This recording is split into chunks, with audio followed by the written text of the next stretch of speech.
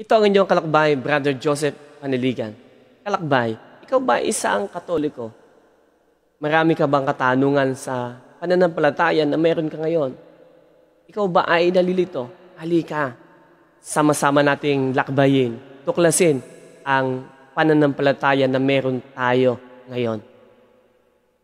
Hindi bitbit ang sarili kong galing, hindi bitbit ang sarili kong karunungan, kundi sa liwanag ng salita ng Diyos, ng magisterium at ng sacred tradition, sapagkat ito ang tatlong pinanggagalingan ng ating katisismo, ng ating katuruan.